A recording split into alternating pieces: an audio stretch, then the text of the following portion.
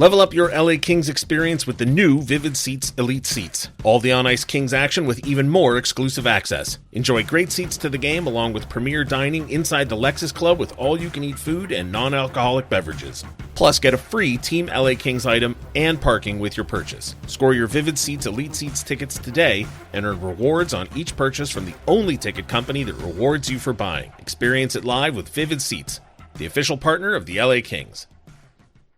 You're listening to an LA Kings podcast. For more episodes of this and every other Kings program, visit lakings.com/podcast. Front Moynihan shot deflects in. Otto Jampson found the loose puck at the bottom of the left circle.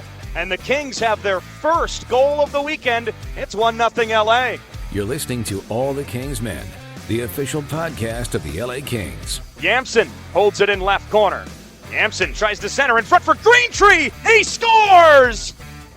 Liam Greentree brings the Kings within striking distance. 2:13 left, and the Kings' first rounder from this summer has them back within a goal. Now, here's your host, Jesse Cohen. Joining me now, prospect writer for The Athletic, Corey Pronman. How are you doing today, Corey? I'm doing well. Thanks for having me, guys. And Jack Jablonski. How are you doing today, Jack? Doing well. Good to be back. Corey, you're here live and in person in El Segundo to cover the Rookie Faceoff. I keep calling it the Rookie Showcase. It's the Rookie Faceoff.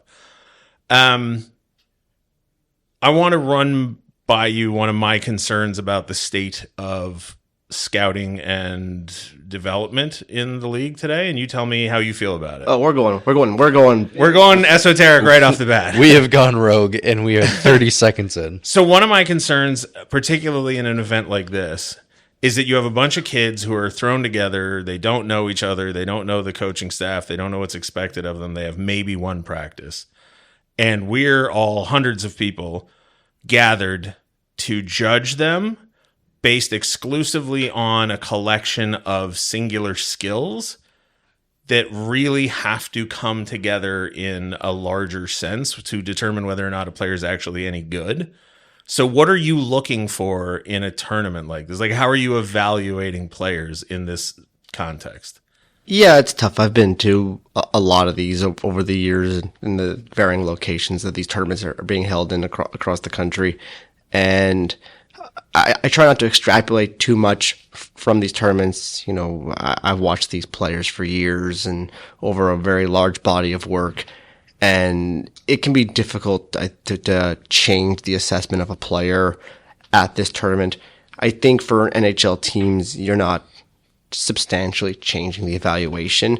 But if you are an NHL team and you're thinking, okay, this guy has a chance to make our NHL team this fall, you are kind of looking at this as an indicator because, yes, you know, you have 18-year-olds, 19-year-olds playing against grown men. You have like a Liam Greentree who's used to playing against junior players. He's playing against 23, 24-year-olds. You know, realistically looking at Greentree in the two games that we've seen of him so far, he doesn't look like he's going to play in the NHL this year. Not a controversial take. You know, in 3 years from now when he's at this thing, you're hoping he looks a little bit different. So I think that's the lens that I really look at this through. The performances here through. You know, I was talking to the Kings director, Mark Yannetti, yesterday about this, and I think he echoed a similar point. It's like the only guys who ever really shine at these events are the elite prospects and the 21-year-olds. You know, it's hard for the guys in between that who are not looking to make that jump right away to really stand out here. So that's the problem. I mean, you know, it's good to see guys. You see how their skating looks and whatever, and you're assessing them just like you would in any other game, but it's just 1 or 2 games, and we still have the real games left, the preseason games on the NHL caliber rinks, you know, where they'll have better players to play with coming up. So you try not to get too excited by this. And, you know, just quite frankly, I wish there was a way to have these tournaments in a way where you don't have the rosters like Colorado has, where it's just a bunch of older college free agent invites. I'm not sure what the way to do that is, but I wish there was a way that we could have these tournaments where there would be much more focus on NHL talent as opposed to teams just haven't had a lot of draft picks in recent years, just finding some way to cobble together a roster. You mentioned Greentree, and obviously, as you allude to, he's not looking at making the Kings roster, so to speak, just because that's the way the depth chart falls. For him, obviously reading up on your assessments in the offseason of the Kings prospect pool, what have you seen from Greentree in these 2 games versus what you thought of him prior? I've always viewed him as just like a big winger with a really high skill level, natural scoring touch, can make plays. But he's a guy whose skating is just okay. I wouldn't call him a tremendous two-way player. And I think you've seen, as an 18-year-old coming into this tournament when he's playing against bigger men, I think he struggles a little bit with the pace. I think he struggled winning pucks on the walls. I think he's struggled to really display his high-end skill on a consistent basis here.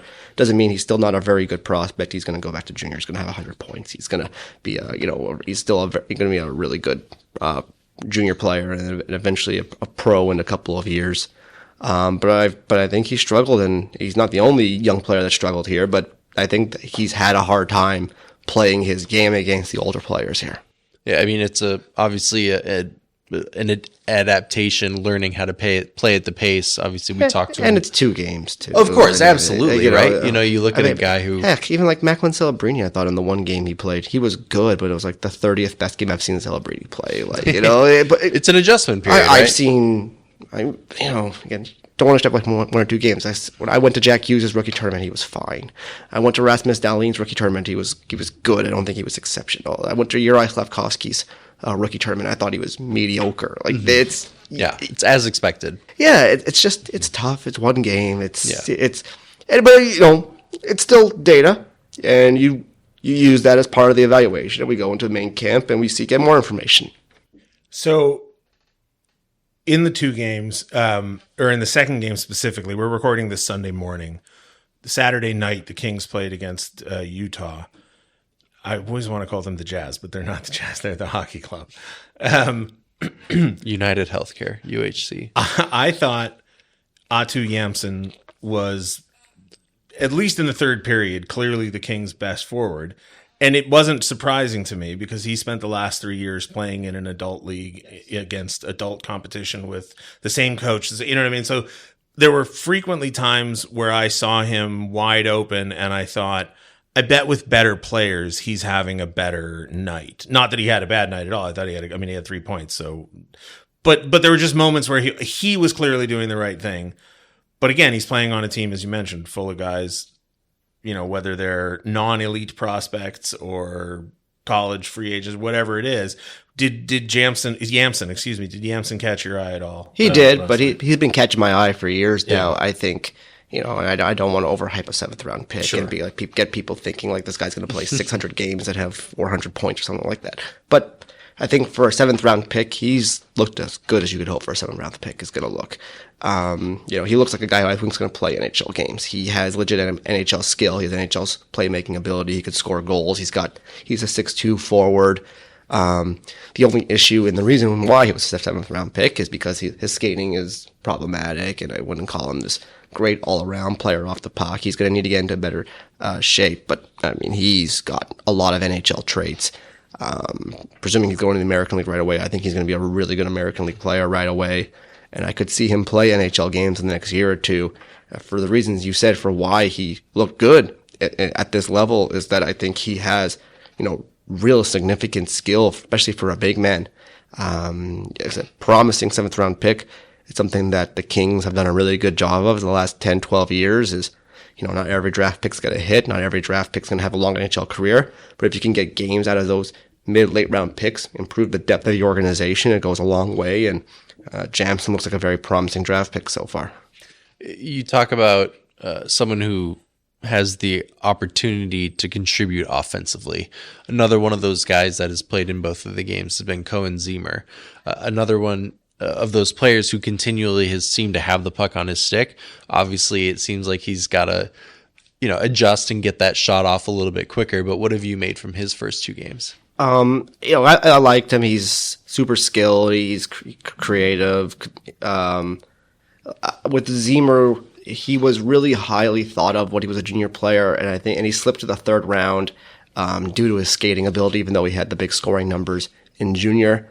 Watching him here, I still don't think he's an explosive skater, but when I saw him in junior, I thought his skating was quite poor, actually. It was like technically flawed, and there were some significant concerns for NHL teams. Watching him here, I don't think, again, he's not a speedster or a quick twitch guy by any means in his lower half, but I don't think he is showing as significant flaws, so I'm a little bit more hopeful in how he's going to transition to pro hockey. I still think he's going to be a couple-year American League guy before I talk about him in the NHL, but watching him now, if the feet are just okay, not bad, just okay, and given how skilled and intelligent he is, I think he's got a chance to play in the NHL.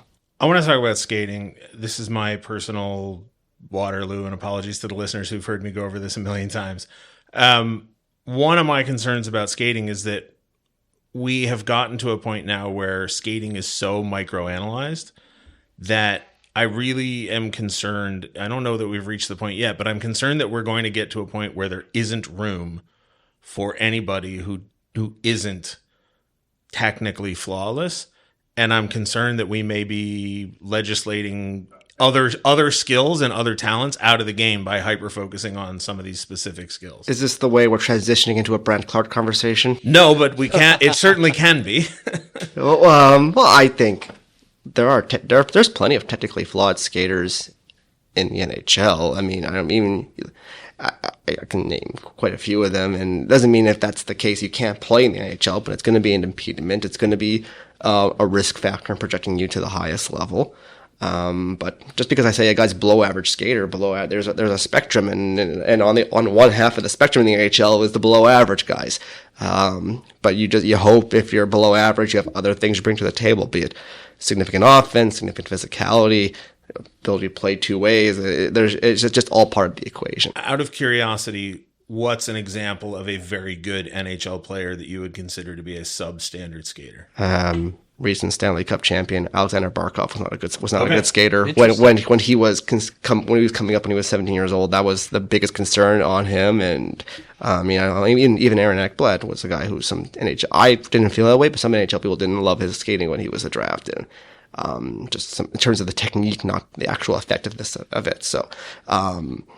Before we get to the Brandt Clarke conversation, yes, I want to have the Jacob Dvorak conversation, because last year when he was drafted, we had Christian Ruutu, Mark Yannetti, and Scott Wheeler on. And Scott Wheeler was concerned with Dvorak's skating, and I saw a lot of scouting reports that listed his skating, maybe not as a concern, but as under construction. But everybody on our side of the wall liked his skating and thought his skating was actually a strength. So where do you come down on that one? I wouldn't call him a quick twitch guy by any means for a big man. I don't think it's like terrible feat by any means, but I think with Dvorak, the things that get you more excited, definitely more the size. I think he has a reliable first pass. I think he competes well. I think that's more the things that get me thinking that he could be a potential third pair defenseman in the NHL. I wouldn't call his skating an asset personally, but I don't think it's terrible either. Okay, that's fair. So let's have the Brandt Clarke discussion. He played in one game so far. There's still another game to go, but I don't anticipate that he'll feature in it. A ton of people have asked me personally. I've seen a lot of the comments online. What is he doing? Why is he here? What is this? He addressed the questions directly. And I thought Marco Sturm's post-game comments about Brandt Clarke were telling. And it sounded like they wanted him to play a quiet game. And I felt that he did. He did, yes. If by his standards, in terms of how he plays, where his main traits are his skill and his offensive instincts and jumping up into the attack and playing like a forward at times and how he uses his skill, I thought he made a couple plays, but it was, especially for a guy who had played successfully in pro hockey, I thought it was an average game by his standards. Jack, what do you think of Brandt Clarke's performance on and off the ice after the game? Well, I think that's an interesting question, because on the ice, like you said, very toned back, not leading the rush, playing four forwards and one defenseman, so to speak, when he's on the ice at times. But I think it was interesting because when he had the puck, he was smart, not making the plays that can cause turnovers and send it the other way, which I think is solid maturation. Of course, that's what the Kings want to see and have to see to have him play, 70, 80 games in the NHL this year. What I think is also interesting is, what he's been able to do off the ice growing up, talking a little bit more, like an NHLer and stuff that you expect to hear out of players. So, for him, we know he's got an amazing personality, but at the same time, obviously, it's something that he has to monitor and be able to handle both on and off the ice. Yeah, I'm not sure the specific decisions why they invited him, but calling a spade for a guy who's played in parts of several NHL seasons, this level is probably a little bit beneath him. For sure, and it's less than an AHL game, and he played in the AHL for the majority of last season. I think the goal was don't get hurt, and it kind of felt like he was going through the motions a little bit. For sure, yeah. The part that stood out to me was down 2-0 late in the game. And obviously wins don't matter in this thing. And yet 6 guys on the ice and he's the closest to the defending net rather than jumping in and leading the way. Another player who played in the first game and did not play in the second game is Francesco Pinelli. And in the first game, the top line was Greentree, Pinelli, and Ziemer. Those are the 3 highest profile Kings forwards available in this showcase. Pinelli did not play in the second game, but I felt that he fit into that Yamson-Clarke category in the first game, which was he was clearly more experienced than everybody else and seemed to be playing a quieter game than maybe he could have. Yeah, but I think with Clarke, he has been a highly successful pro player with tremendous junior accolades, and he's going to probably slot into the NHL roster right away. His AHL season wasn't too sloppy either. You're right. I'm saying, but it was Pinelli. Pinelli, I think, has to do more. I think to get into the good graces of the Kings, and I don't know if he could just afford to just be quiet in these environments. He's very skilled and sees the ice well. And but I think he's going to need to show more in pro hockey. I think he's going to need to play with more pace. Going to need to be more consistent. Going into this next pro season of his. I want to transition to the crease. And, in the first game specifically is when we saw, 2 of our top goalie prospects, one in Eric Portillo, and then obviously in the third period, Carter George. Starting with Portillo, obviously he had a phenomenal season, kind of maybe surprised some people last year with how well he performed. Very successful in college at Michigan. What did you make of, I guess both the way last season went for him, but obviously just in those first 40 minutes of him in this showcase? Well, we talked earlier, try to extrapolate too much from 1 or 2 games, try to extrapolate too much from half a game from both of those goalies. Portillo's a talented player. He's an athletic 6'6" goalie. He's, like you said, he's shown very well on multiple levels.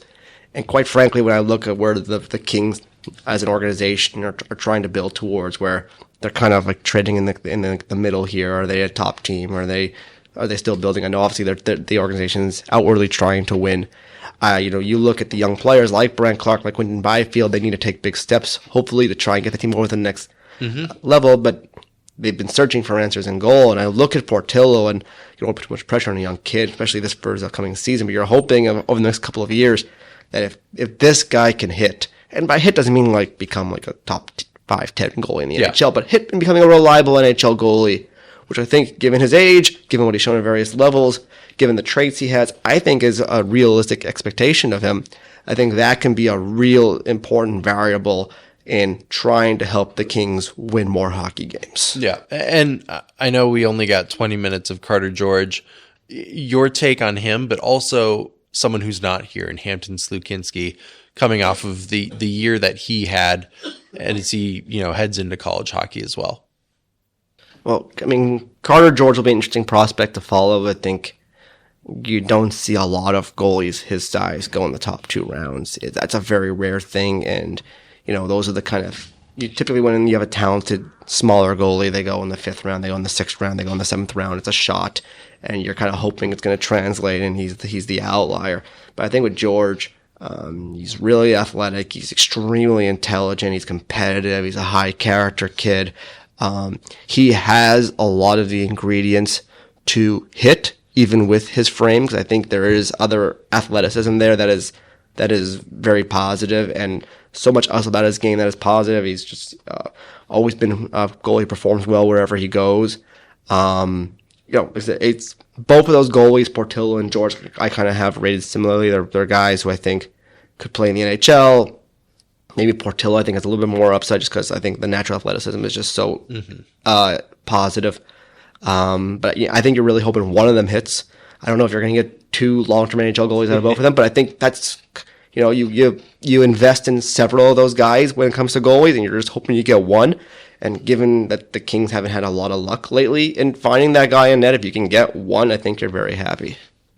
They've definitely stocked. 2 years ago, I don't think we had anybody. And now we've got Portillo, Slakinski, George, and, whatever, if they draft any more in the next. Probably another one. Another one next year. And after that, but you saw that in how they approached it. They traded up to get George. Obviously, it was a priority for the organization. Mm-hmm. The Kings only had 5 forwards on the roster that were drafted by the Kings. We talked about 4 of them. We didn't talk about Caleb Lawrence yet. And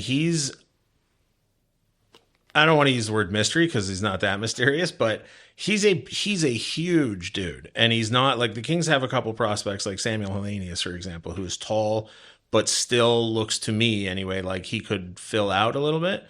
Other people have said that they feel the same way about Lawrence. When I see Lawrence, I see just a large human being with proportions that fit to, top of the head to the bottom of his feet. And I think like Hellenius, I think the question with him will be just how he handles the speed of the higher levels. Obviously, with that kind of size, it's he's going to be hard to play against, and he's going to be able to get chances in the dirty area. He's going to be able to win pucks along the walls.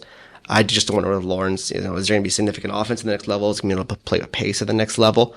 But, there's clearly some NHL traits there, and he has a chance. I don't want to read too much into limited ice time in a wacky showcase, but I saw a couple nice plays out of him over the 2 games that we've seen so far.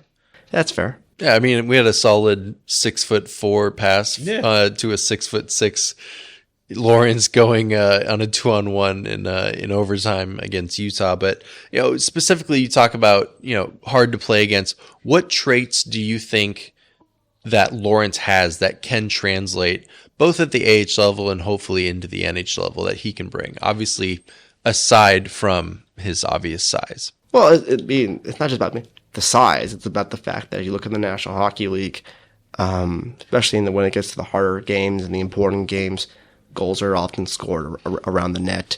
And in those high traffic areas, there's not a lot of perimeter wrist shots that go through. There's not a lot of clean shots from range that get through. And so just having guys that can compete hard and create in those high traffic areas is a valuable resource. In order to actually get to that point where you're creating offense, you need to show you can play in the NHL, you can make plays in the NHL, you can play the NHL pace. Those are all questions. Like I said, he's going to have to prove as he progresses in his career. But, the net front is where all the goals in the NHL are scored. And if you want to score in the NHL, you got to be big, you got to be competitive, you got to get to the net. Got a couple more names that we need to touch on. We're going to get to the blue line now. We've talked about Dvorak. We've talked about Clarke. But I want... Beef? Yeah. I want to talk about Angus Booth, who I have, for no particular reason, decided that I love. Well, can we not just... Beef Booth is got to be the best nickname. He prefers Gus, by the way. I don't know if you knew that or not. I did not. Yeah, I know. Angus is, Beef is so much better, but you got to respect But last night, he played a ton of minutes. He played every situation. He was out there on the power play. He was first defenseman over the board in overtime. I heard a lot of people expressing a lot of confidence in his game, which made me happy because I was on the Booth bus from the day he was drafted. So thoughts on Angus Booth, in limited exposure. Skating and puck moving are positives in his game. Like you can see the feet. He can get around well. He'll be able to transition pucks as he moves up levels. He'll be able to get back on and be the first man back to get pucks. You saw he was running the first power play. I don't know if he's going to be like this, and he has never been like this massive scorer at the junior level, but he can make a reliable first pass. He's got some touch. I think those are the assets that you're looking at. I think he's got a chance to be an effective pro defenseman with Booth. Projecting him to the NHL, I guess my question would be, Is he going to be a standout offensive player? Is he a standout defensive player? I mean, he's not. He's average size. I wouldn't call him like this super physical guy. So now I'm looking, where is he plugged into the NHL lineup? Is he a penalty killer? Is he a power play guy? Usually you got to fill one of those two roles. I don't know if he's a power play guy. I would be kind of surprised if he would take that kind of time away from, say, a Brandt Clarke, never mind even a Jordan Spence. Probably doesn't have that level of offense. So now you're looking at, can he be a third pair PK guy? Maybe he might, because he has the skating. He has got decent enough size. He's a smart player. I would like to see him maybe add a little bit more nasty in his game. That'd be the one thing I would like to see him add as he plays some time in the American League to get to the NHL. But yeah, he was a mid-round pick. Clearly you can see why. He has some traits. He has a chance to make it, and we'll see how the rest of his pro career goes. One guy who doesn't need to add nastiness to his game is Jared Woolley. Why do you say that, Jesse? Because listen, I forgot. Because we're here for all the practices and everything, but there aren't a lot of big hits in practice and game day skates. I forgot how loud the boards are in this building, and Jared Woolley put a couple guys into the boards. He's big, and when they drafted him, one of the highlights of his profile was that he is adept at using his size to control play. Yeah, and that's fair. He stands out in that regard, and I'm sure coaches and teammates are going to love him, and he can impose himself physically.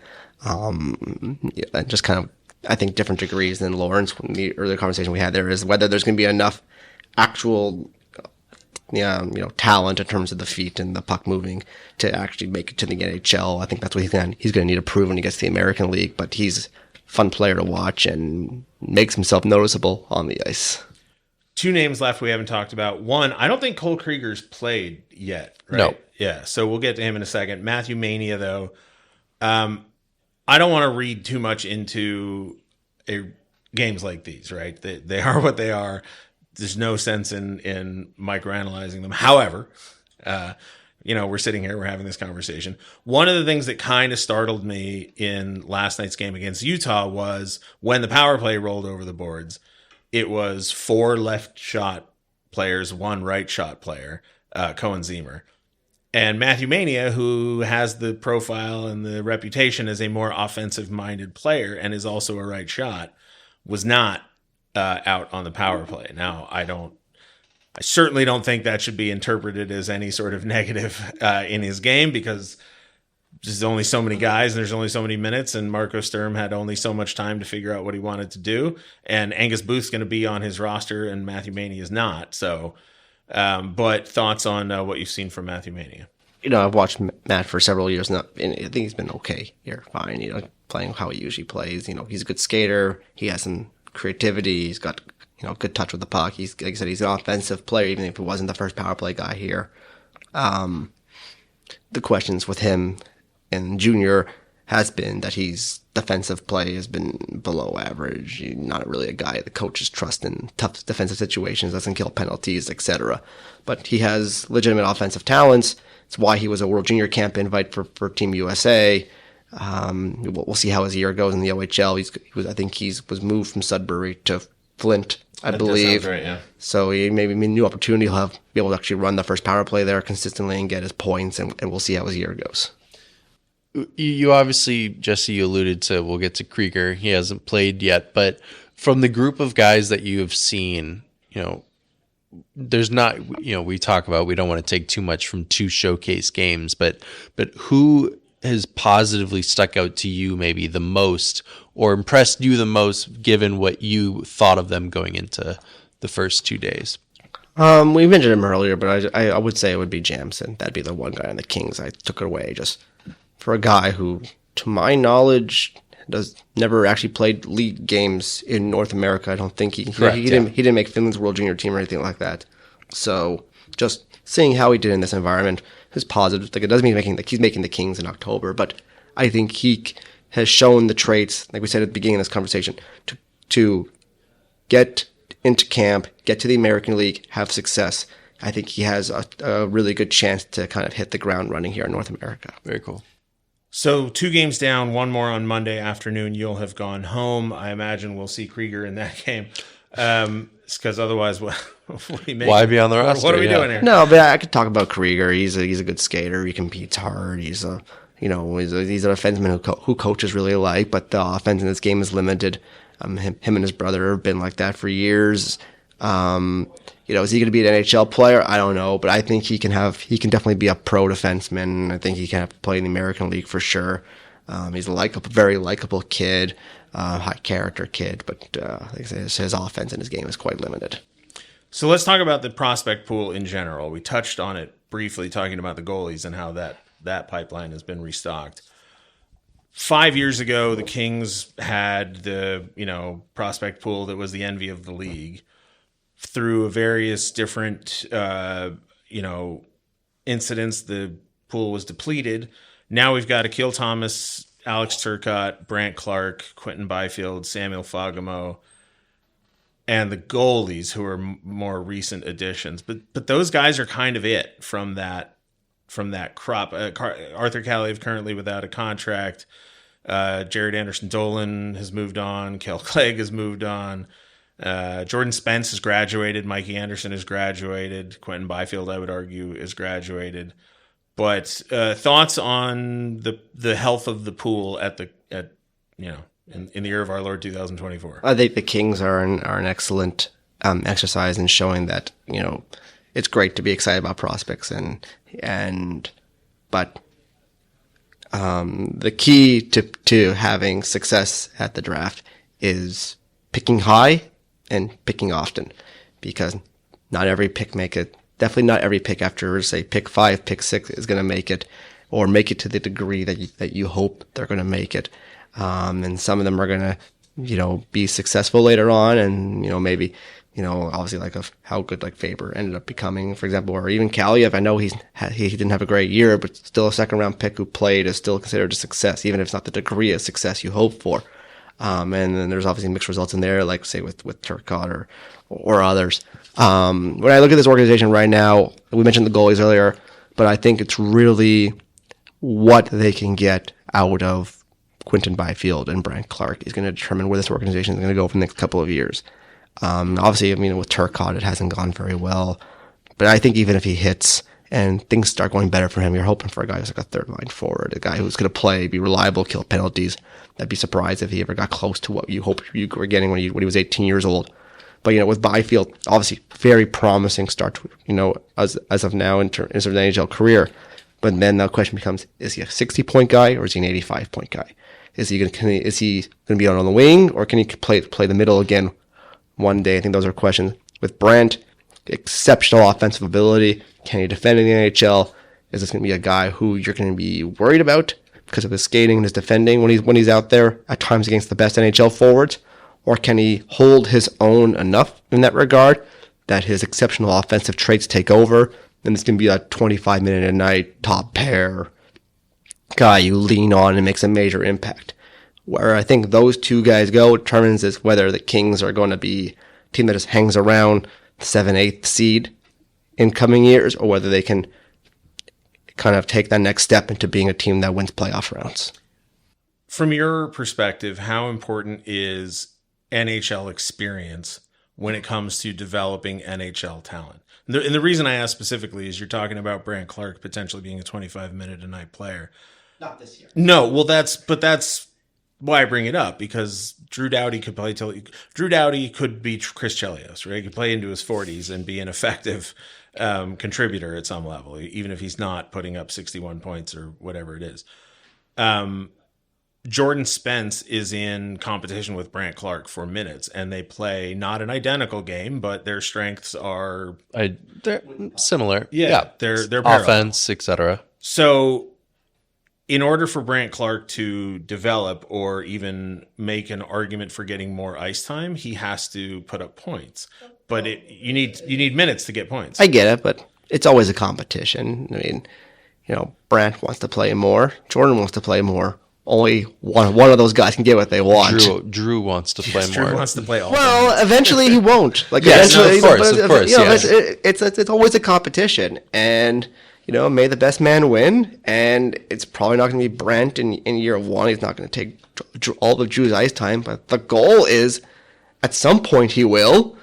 It may, if things, depending on your assessment of the two players, maybe you're hoping it's sooner than maybe Drew might want if Brandt really hits the ground running and looks like the guy they thought they were getting when they picked him in the top 10. But yes, NHL experience does matter, and Brandt's going to have his growing pains, and there's going to be some nights where it doesn't go really well for him, and his ice time's going to get cut, probably in his first year or two. But if things do go really well, you could have worse problems than having too many good players and trying to find opportunities for them. And also, that being said, I love Jordan Spence. I think he's super smart. He's a great kid. He competes well. But if Brandt hits and he looks like the guy who I think he can be, Jordan Spence is not getting in his way. He is going to play over him. Fair enough.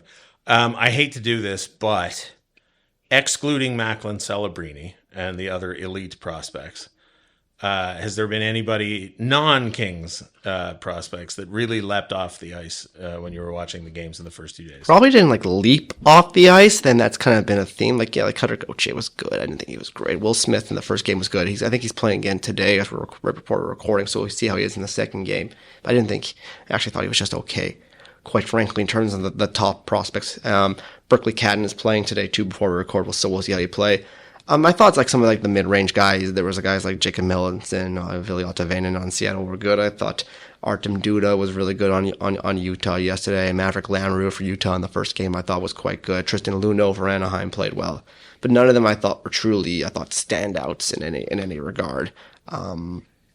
That's kind of just been the theme for this week. Jack, anything else we want to touch on? No, appreciate it. Yeah. Corey Pronman, thank you for your time. Appreciate it, and hope you enjoy the few remaining games before you head out. Thank you.